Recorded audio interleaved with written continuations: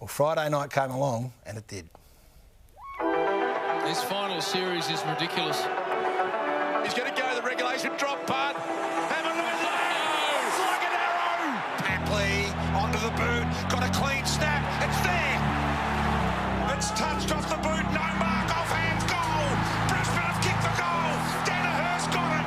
Players out everywhere. Rowan, Holmes, goal. Hold your breath. Here we go again. The Brisbane Lions are on the verge of maybe their greatest moment since their last premiership.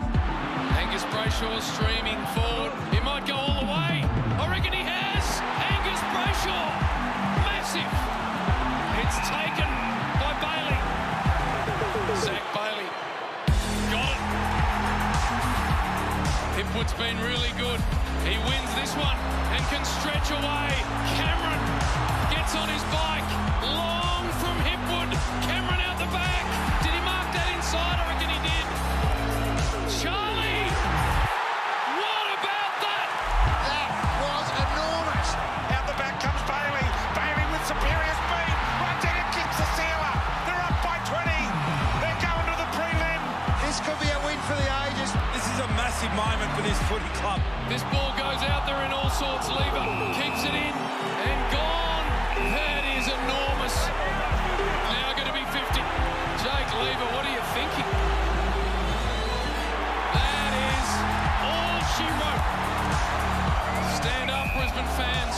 The MCG hoodoo gone. The finals hoodoo gone. And your team are through to a prelim final.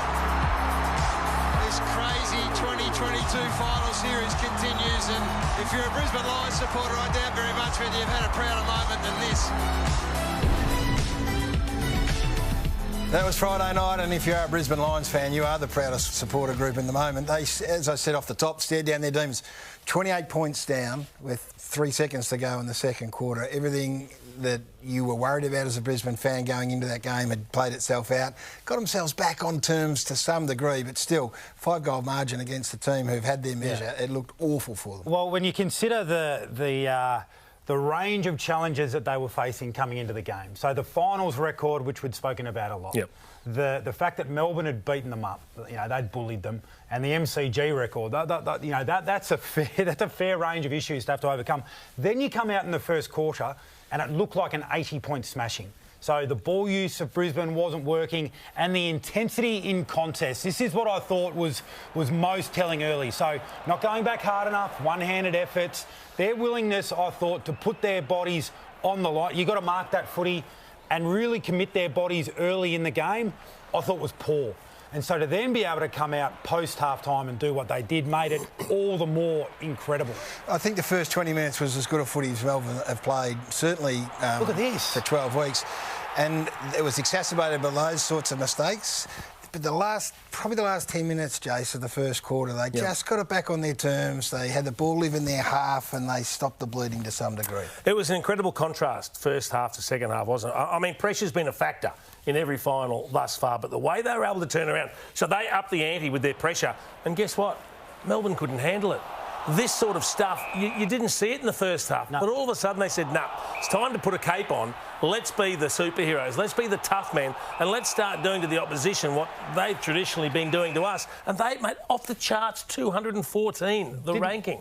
Not only did we not see it in the first half, I mean, the efforts that we just looked at there, the going back one-handed sort of stuff, that's not finals footy. So whatever Chris Fagan did, and let's credit Chris Fagan for the turnaround, because it was all mental after half-time for Brisbane. The way they came out and responded and committed their bodies and applied defensive effort, it was huge. You just couldn't see it coming. And you need in these big finals someone to say, hey, get on my back. I'll take you where we need to go. And there's some individual performances that we'll highlight here, no more so than Eric Hipwood. So Joe Danaher out in the morning of the game. So Eric Hipwood has to stand up. He's playing against the bloke who's destroyed Buddy Franklin the week before. Having said that, if you'd watched the first quarter, the way Melbourne dominated, Stephen May dominated Eric Hipwood. So brushed him aside, symptomatic of the game. Took the intercept marks. But then this young man's had 10 possessions and 3 goals in the second half against whether it's May or Petty, and started to kick them and really got his confidence up. And that's what he has to do more of.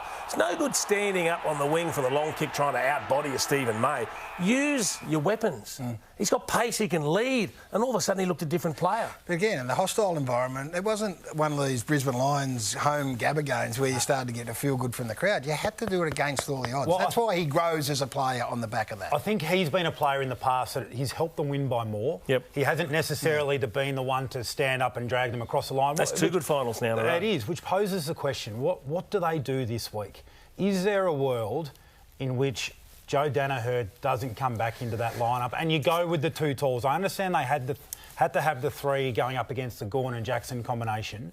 So you're saying he's had his two highest rated games for the year in the last couple of weeks when it's been forced upon him from McInerney, forced upon him from the Danaher shift. So we'll talk about Charlie Cameron in a moment and the impact that he was able to have with limited possessions, whether he gets a better look when there's not as many tools. Joe Danaher comes straight back in, Jace?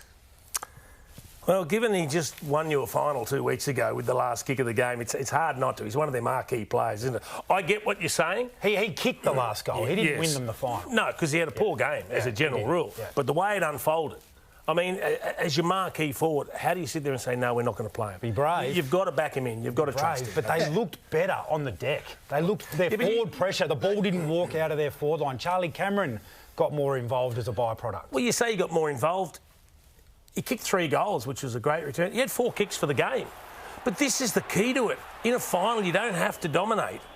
But when you've been held goalless the last couple of times, and then from 5 possessions, which was just 4 kicks and a handball, you can turn that into 3 goals, well, we know what sort of impact that has on the result. So he got targeted 6 times inside 50. He was targeted twice in 2 games. They scored 5 times out of the 6 that they went to him. So, well, what he does do, Gaz, if you're kicking to him, there's space around him because he's moving at such a speed. If he doesn't get it, someone else has got room to move into it, or the ball comes to ground and the ball's alive. Look, I think Joe will play, but I wonder whether they don't just have the conversation at match committee. Joe might not sleep this week either. That's the other consideration with the new bub. So who gets Charlie Cameron from a Geelong? We'll talk about Geelong and the match-up a little bit later, but that might be something they're going to have to think about.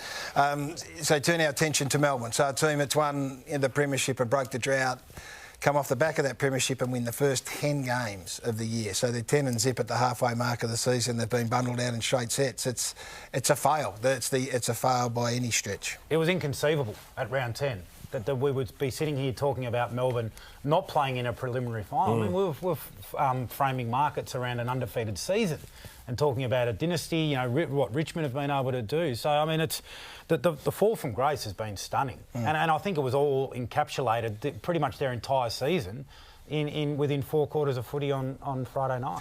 Yeah, so we can go through like the intangibles and then we'll go through the way they play. And now that they're out, they've got to sit back and cop what is coming. Like the accusations of them being too selfish as a side, who went away from their team first mantra that served them so well last year, and Fritsch was at the core of that, and Pickett was at the core of that at various stages throughout the season. Now, they will rail against the criticism, but it's real. Well, we were looking at them when they were so good. We were looking at them forensically. That's given. Looking for little cracks. We didn't see this. We didn't see the non-gives. We didn't see the little bit of selfishness start to creep into their game until it did. Yeah. And then we were all over it. So those little cracks started to appear about midway through the season, Gaz. And, I mean, the one thing that we can't see on the field is the hunger. On the back of winning a premiership last year, achieving a lifelong dream, all of 57 years, all of those sort of things. Where do you sit on that? I've never won one. Jason is better, and your team was just incredible. But when you have, waited so long, I don't know if this is the case, but we're trying to work out why. And it might only be fractions. It might only be little bits. But when you look at the leads that they've given up throughout the course of this season as well, to think that they're not playing this weekend 7 times throughout this, and they lost the game, right? They were in front for 71% of the time in matches played this year. Number 1 in the competition. Wow. So good enough. Look at the opponents too. Yeah, the opponents are quality opponents, but means nothing. And then so you go, OK, would that have happened last year when they're chasing the dream, when they're chasing the thing that they've coveted so much? But you sit there and you're looking for cracks and you're saying, is it chips in the culture? Is it players getting a little bit selfish? At quarter time, there was none of that. No. I mean, they had the game in their control, on their terms. But they had that 7 times, Jason. Yeah, I get that. But if you kick 6-3 instead of 3-6 in that first term, the game's probably over. Yeah. So if you take your opportunities, Gaz, Because you know you don't get to dominate a game for 4 quarters. It ebbs and flows. Yeah. You have to have that ability to hit the scoreboard when the game's on your terms. And for the first half hour, they just threatened to tear this game apart. But in the end, it's 3 goals to 1. No, that's real. And you go and taking opportunity is real. But, I mean, they've won 60 quarters throughout the course of the year. Only Geelong and Sydney won more quarters than them throughout the course of the year. So I guess what I'm saying is their footy's good enough, so it's something else. So it's either hunger, game style, which we'll get to in a moment, and the way they played, some of their key players that weren't able to get there. I'll tell you something that's really funny. So we talk about leadership and we've spoken wonderful things about Melbourne's defence and Stephen May and Jake Lever, and when players have a go at each other, when you're winning, it's about setting high standards, isn't it? Yeah. Isn't it funny that when you're losing, it looks like you're bickering amongst yourselves, and all of a sudden these two weren't seeing eye to eye, and we saw a couple of instances there. Now, I mean, the good teams, they sit there and say, well, yeah, you pick out what your teammate's not doing right and you demand him to step up to the standard we want to set. But these two guys weren't on the same wavelength. There was plenty of lifting of the arms going, hang on, what's going on here? Whose fault was that? Is that you? Is that me? Yeah. It takes on such a different look when you lose the game as opposed to when you dominate. That's exactly right, but they were doing the exact same thing. Correct. They were winning games by 10 goals. So you're right. We highlighted it last year, and we said, hey, you're winning games. Great leadership. Yeah, that's exactly but right. It is. It's such a fine line, isn't it? So they're all the intangible things that are hard to quantify. What about the things that we can measure? Yeah, well, in the end, their backline, which was the absolute cornerstone of what they did last year, just ended up giving up scores, you know, and the points for and points against turnaround was about 5 goals compared to last year, and that's not just on the backline themselves, but 90 points plus in the last 4 games of the season. In the last 4 games, they gave up 90 points once for the entire year last year. So, you know, it just started to fall apart. Their strength became a little bit of a weakness for them. Yeah, and so we'll rattle through these. So the turnover game, which was just such a big part of them winning the premiership last year, that disappeared from round 10. I mean, all these drop-offs are enormous. The big one that you were hot on early, Gaz, before it had really become obvious to the rest of the competition was the ball movement issue. Yeah. So they look like they went a bit conservative, which is why, JC, you just said that first quarter they were all over Brisbane. It was 20 minutes of just like class. It was quick ball movement, it was going inside, it was petty change of direction. They took 7 marks inside 50 in the first quarter from 15 entries. Which they did to them in round 23, but it was a false economy. Well, it's crazy because they've been able to do that all year. And then on the back of that 20 minutes, you thought, geez, but then it goes back, then it reverts back to Kai. And there's your best distributor sitting in the middle of the ground with no one within 20 metres of him, and it's an intercepted mark. And this is, as we said, this has been a malaise for them throughout the course of the year. And you can talk about it all you want, but they have been able to address it to the point where, they've been bundled out and they're out. So what do they do? How do they fix this part of the game? Because this was the part, really, that ultimately cost them their season. Yeah, they threw Petty forward late in the game. Is that something? He actually looked really good. He looked like a forward. He looked like their best key forward since David Neitz. That's what he looked like, because all of a sudden he was smart with his ball. In fact, he was involved in 3 scores in about 3 minutes. This is the thing that will have Melbourne people salivating and asking the question. Is he capable of coming forward and doing this next year? Is it something you've got to have a look at in the pre-season? Is Joel Smith able to go and do his role in the back half? They're hard to find, these blokes that can go and do it. So it's an interesting little byproduct that came up in the last 4 or 5 minutes. I would like to see it tried at about round 15, but it's not to be.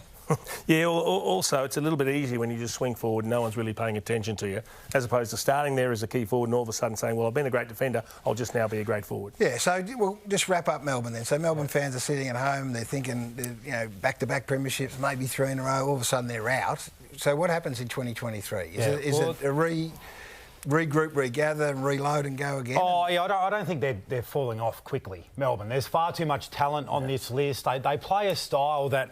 It is a style that is meant to stand up in big games because they don't rely on playing perfect footy. They got to fix their issues in front of the board, in front of the ball, absolutely. But I think this is just a great lesson that you are who you are through the home and away season. And I think we all thought Melbourne will get there and they'll get it right at the right time of the year.